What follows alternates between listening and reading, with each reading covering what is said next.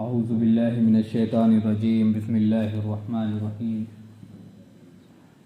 الم تر کیف فعل ربک باصحاب الفیل الم یجعل کیدہم فی تضلیل وارسل علیہم طیرا ابابیل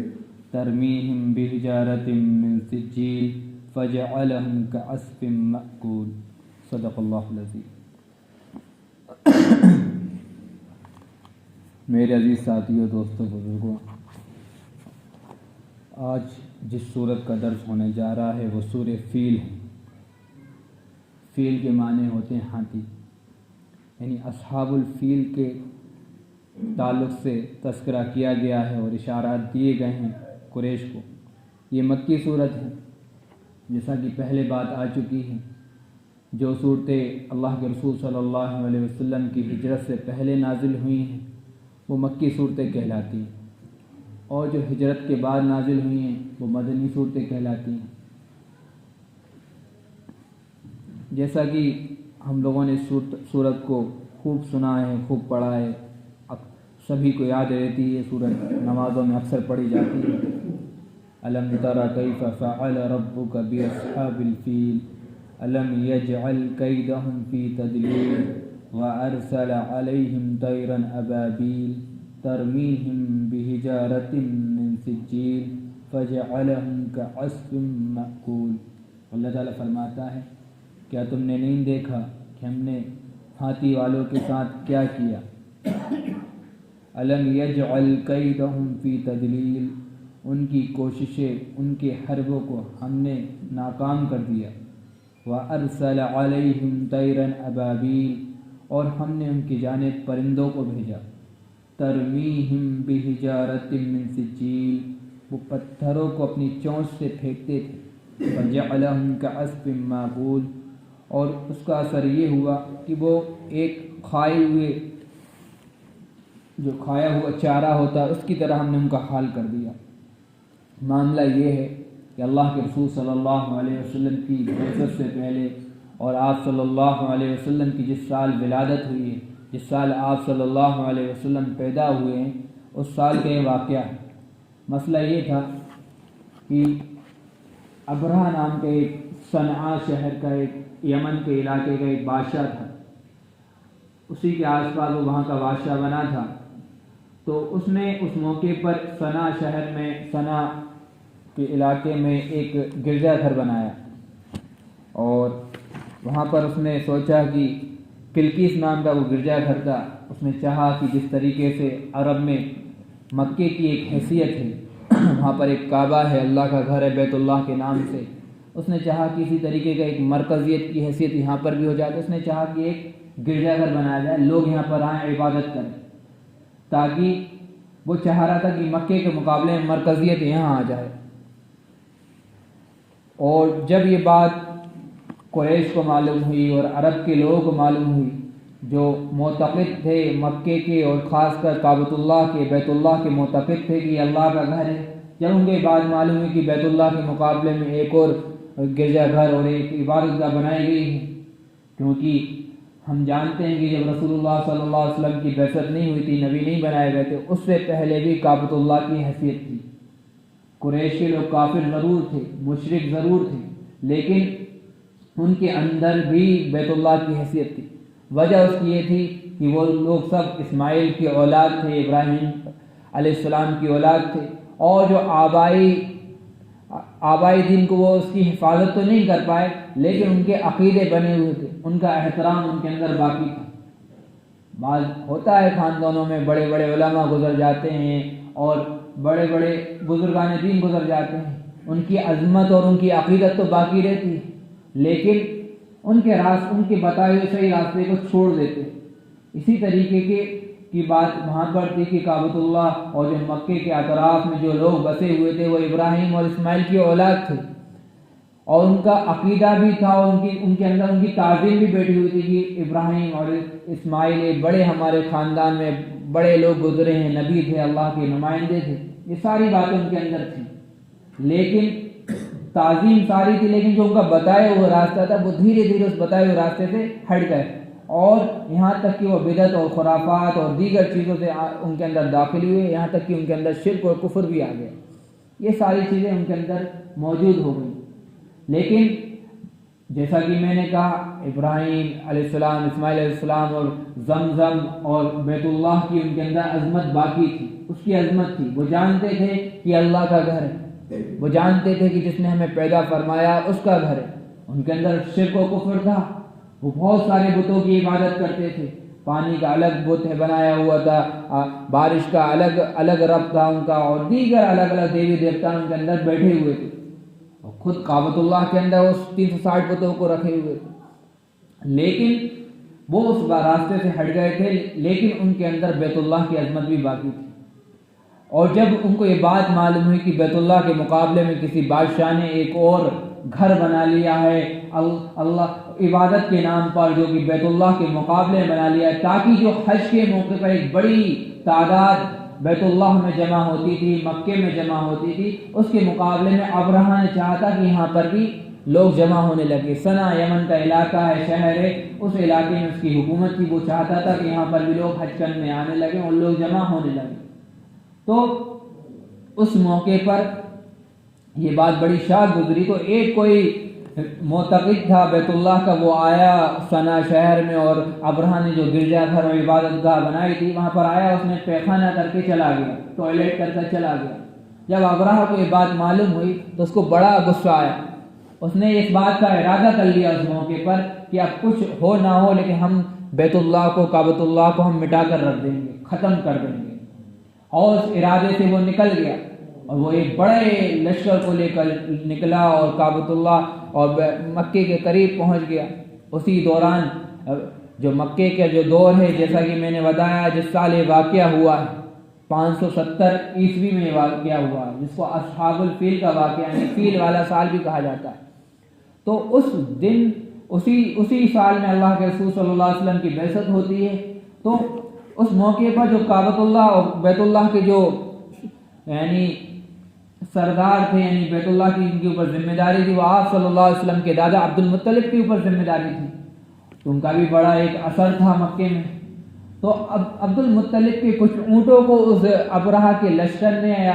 ان کو پر قبضہ کر لیا، ان کو اپنے انڈر میں لے لیا، چل رہے ہوں گے مکے کے پاس یا کسی علاقے میں۔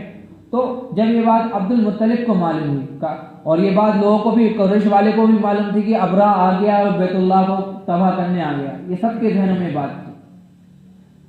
آگے میں بات کو لے جاؤں گا۔ تو عبد المطلب نے چاہا کہ میں ابرہہ سے ملوں اور اس سے ملاقات کروں، اپنے اس میں جو 200 اونٹ ابرہہ نے قبضے میں لے لی ہیں، ان کی فوج میں لے لی ہیں، وہ ہمارے اونٹ واپس کر دیں۔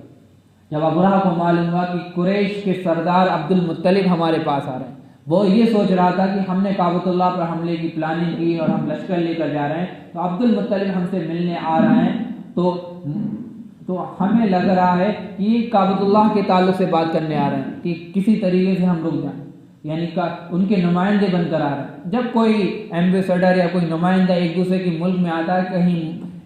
کہیں پر جنگ چل رہی ہوتی ہے، تو اس کا پورا احترام رکھا جاتا ہے، ساری گفتگو ہوتی ہے۔ کئی اس طرح کے پیکٹ ملکوں کے بھی سامنے آئے ہیں اور پرانی تاریخوں میں تو خوب ہوتا تھا یہ۔ تو جب عبد المطلب پہنچے ابرہہ کے پاس، تو ابرہہ نے سوچا یہ ان کا نمائندہ بن کر آیا، تو اس کی بڑی تعظیم کری، ایک سردار کی حیثیت سے اس کو اپنے سے بغل میں بٹھایا اور بات کرنا چاہا۔ تو عبد المطلب نے اس موقع پر کہا کہ تمہارے جو فوج ہے یا تمہارے جو لوگ ہیں، انہوں نے ہمارے 200 اونٹوں کو لے لیا۔ تو ابرہہ کو یہ بات بڑی عجیب لگی۔ ابرہہ سوچنے لگا کہ میں تو یہ سوچ رہا تھا کہ یہ تو کعبۃ اللہ کی تعلق سے بات کرنے آئے ہوں گے، یہ تو اپنی غرض سے آئے۔ اور اس موقع پر ابرہہ نے کہا کہ تمہیں کیا ہو، تم اپنے 200 اونٹوں کے پیچھے پڑو، میں تو سوچ رہا تھا تم اس جنگ کے تعلق سے بات کرنے آئے ہوگے، کچھ بات ہوگی ہماری۔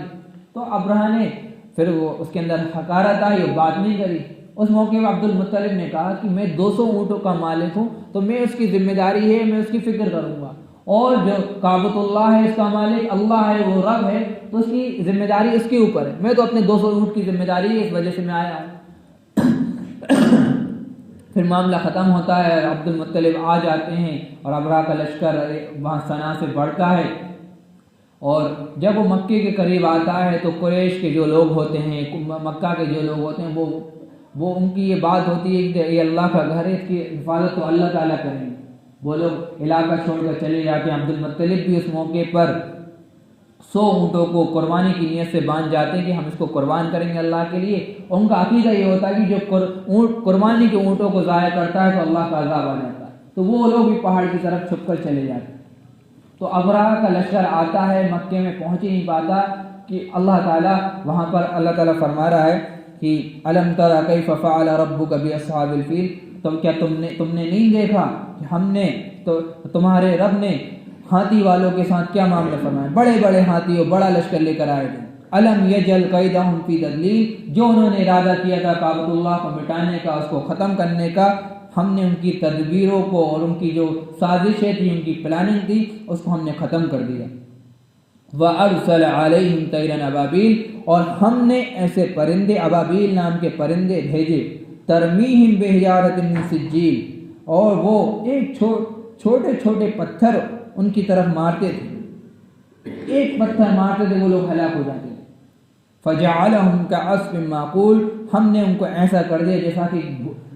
بھوسا ہوتا ہے نا، چبا کر جو اس کی حالت ہوتی ہے، کھایا ہوا بھوسا یا گوبر کے ایسے ان کو تباہ کر دیا۔ ابرہہ کے تعلق سے حدیثوں میں آتا ہے، روایتوں میں بات آتی ہے کہ جب پتھر لگا اس کو تو اس کا جسم پور ہونے لگا، جس طریقے سے جیسے آئرن میلٹ ہوتا ہے، لوہا پگھلنے لگتا ہے تو پور طریقے سے گرتا ہے دھیرے دھیرے، اس طریقے سے پتھر جب اس کی لگے تو اس کا جسم بھی میلٹ ہونے لگا اور پور کے یعنی ٹکڑے ہو کر گرنے لگا، اور جب واپس اس کے ساتھ اس کو لے گئے راستے میں وہ ختم ہو گیا۔ تو کہنے کی بات یہ ہے تو یہ ہے کہ یہاں پر ایک مکے والوں کو سبق دیا جا رہا ہے کہ تمہارے سامنے رسول آ گیا ہے، اس کعبۃ اللہ کا رب جو کعبے کا رب ہے اس کے پیغام کو لے کر آیا ہے، اس اللہ کے پیغام کو لے کر آیا جس کی وجہ سے تمہیں عزت ملی، تمہاری عزت بیت اللہ کے نام پر ہے۔ قریش کو یہ مخاطب کیا جا رہا ہے، اور پھر اس کے بعد وہ ابرہہ کا معاملہ ہوتا ہے، ابرہہ کا لشکر تباہ ہو جاتا ہے، ہاتھی والوں کا لشکر تباہ ہو جاتا ہے۔ اس کے بعد مکے والوں کی اور عزت بڑھ جاتی ہے کہ اللہ تعالیٰ کے بڑے نیک لوگ ہیں تو اللہ نے ان کی حفاظت فرمائی، تو ان کی عزت دوگنی ہو جاتی ہے۔ تو اللہ تعالیٰ کہہ رہا ہے تمہیں کیا ہو گیا، تمہارے رب نے تو ان کو تباہ کر دیا، تم پھر بھی اللہ پر ایمان نہیں لاتے ہو۔ یہ ان کو پیغام دیا جا رہا ہے۔ اسی طریقے سے عام مسلمانوں کے لیے بھی پیغام دیا جا رہا ہے کہ جو شعار اللہ ہے، اللہ کی نشانیاں ہیں، کعبۃ اللہ ہے، مدینہ ہے اور زمزم ہے، ابراہیم علیہ السلام کا مقام ابراہیم ہے، قرآن ہے، رسالت ہے، اللہ کے رسول صلی اللہ علیہ وسلم کی شخصیت ہے، آپ صلی اللہ علیہ وسلم کی شریعت ہے، اور جو دیگر نشانیات ہیں اسلام کی، جیسے مسجدیں ہیں اور مدارس ہیں، علماء ہیں، نیک ربانی علماء ہیں اور اچھے مدارس ہیں جو اللہ کے دین کے پیغام کو عام کر رہے ہیں، نیک لوگ ہیں، نیک جماعت ہیں، یہ سب اللہ کے شعار ہیں، اللہ کی نشانیاں۔ یہاں پر یہ پیغام دیا جا رہا ہے جو بھی اللہ کی نشانیوں پر حملہ کرتا ہے، جو ان کے تعلق سے بدنیتی کرتا ہے، بدخواہی کرتا ہے، برا سوچتا ہے، برا ارادہ کرتا ہے، تو اللہ تعالیٰ ان کو ویسے ہی تباہ کر دیتا ہے جیسے کہ ابرہہ کے لشکر کو تباہ کر دیا۔ الم تر کیف فعل ربک باصحاب الفیل، ہم نے ہاتھی والوں کے ساتھ کیا معاملہ فرمایا۔ اسی طریقے سے اللہ نے اس کعبۃ اللہ، بیت اللہ کی اور مدینہ منورہ کی حفاظت کا وعدہ کیا ہے کہ جو کہ دنیا کا سب سے بڑا فتنہ دجال ہے، ساری دنیا میں اس کا قبضہ اور اس کا ڈنکا بج رہا ہوگا۔ اللہ کے رسول صلی اللہ علیہ وسلم نے فرمایا کہ جب سے آدم کی پیدائش ہوئی ہے، خلق من خلق آدم الی قیام الساعہ، قیامت تک کے لیے جو سب سے بڑا فتنہ، سب سے بڑا واقعہ، سب سے بڑا حادثہ وہ دجال ہے۔ لیکن اللہ کے رسول صلی اللہ علیہ وسلم فرماتے ہیں، قال النبی صلی اللہ علیہ وسلم یاتی مسیح من قبل المشرق وحمته المدینہ حتی اذا جاء دبر احد تلقته الملائکہ فضربت الوجہ قبل الشام هنالک یحلق وهنالک یحلق۔ یعنی اللہ کے رسول صلی اللہ علیہ وسلم فرماتے ہیں دجال جو کہ ساری دنیا میں چکر لگا رہا ہوگا، چند سیکنڈوں میں یہاں سے وہاں ہو رہا ہوگا، لیکن جب وہ مدینے آئے گا اور جب اس کا سامنے فرشتوں سے مقابلہ ہوگا، احد کے پیچھے سے آ رہا ہوگا، فرشتے اس کو دھکیل دیں گے وہاں سے۔ اللہ نے اس کی حفاظت کا وعدہ کر رکھا۔ اسی طریقے سے اللہ کے رسول صلی اللہ علیہ وسلم فرماتے ہیں الا انقاب المدینۃ ملائکۃ لا يدخلها الطاعون ولا الدجال۔ اللہ تعالیٰ ابواب المدینہ، اللہ تعالیٰ نے مدینے کے دروازوں پر ملائکہ کو بیٹھائے ہوئے ہیں اور وہاں پر کوئی مشکل و آفت اور حادثات نہیں آئیں گے، بھلا دجال وہاں پر نہ ہی دجال داخل ہو سکے گا۔ اسی طریقے سے اللہ کے رسول صلی اللہ علیہ وسلم نے بہت ساری باتیں بتائی ہیں، تو اس سے سبق ملتا ہے کہ جو بھی اللہ کے شعار کا احترام نہیں کرتا ہے، اس کا احترام دل سے نکل جاتا ہے۔ اللہ کی نشانیوں کا، اللہ کی نشانیوں میں اللہ کے نبی آتے ہیں، اللہ کی نشانیوں میں اللہ کے رسول آتے ہیں، اللہ کی نشانیوں میں اللہ کی کتابیں آتی ہیں، اللہ کی نشانیوں میں اللہ کے فرشتے آتے ہیں، اللہ کی نشانیوں میں اللہ تعالیٰ کی صفات اور تمام عقیدے آتے ہیں، اللہ کی نشانیوں میں قرآن بھی آتا ہے، تمام چیزیں آتی ہیں۔ اچھے مومن جو نیک بزرگ ہیں وہ بھی اللہ کی نشانیوں میں، ربانی علماء ہیں وہ بھی اللہ کی نشانیوں میں، مسجدیں ہیں وہ بھی اللہ کی نشانیوں میں۔ جو انسان اللہ کی نشانیوں کو چھیڑے گا اللہ ان کو تباہ کر دے گا۔ جیسے اللہ کی نشانی تھی قوم سمود کی جو اونٹنی تھی صالح علیہ السلام کی، ان لوگوں نے اللہ کی نشانی کو تباہ کرنا چاہا، اس کے ساتھ چھیڑ چھاڑ کری، اللہ تعالیٰ نے ان کو تباہ کر دیا۔ اسی طریقے سے گھبرانا نہیں ہے۔ آج جیسے بابری مسجد کا معاملہ ہوا، کل اور دیگر مساجدوں کے ساتھ معاملہ ہوا، اللہ نے ڈھیل بھلے ہی دیے لیکن اللہ تعالیٰ ان کو تباہ کرنے والا۔ جو بھی اللہ کی نشانیوں پر حملہ کرے گا، جو بھی اللہ کی نشانیوں کو چھیڑے گا، جو وہی اللہ کی نشانیوں کی بے حرمتی کرے گا، اللہ کی رسالت، اللہ کے رسول کی رسالت، ناموس رسالت پر حملہ کرے گا، اللہ تعالیٰ ان کو تباہ کرنے والے ہیں۔ اس لیے ہمیں ان ساری باتوں پر عقیدہ رکھنا ہے اور ہمیں ڈرنا ہے کہ کہیں ہم سے کوئی بے حرمتی تو نہیں ہو رہی۔ اللہ تعالیٰ ہم سب کو عمل کی توفیق دے اور اللہ کی نشانیوں کا احترام کرنے والا بنائے اور ان کا حق ادا کرنے والا بنائے۔ وآخر دعوانا الحمد للہ رب